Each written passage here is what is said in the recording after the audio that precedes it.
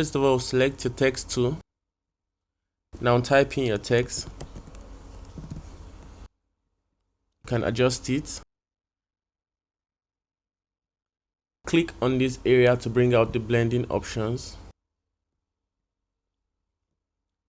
Go to underlining layer, move the black towards the gray, then also adjust the white towards the gray.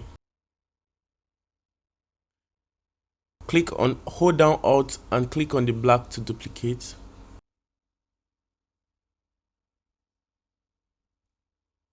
Click on OK.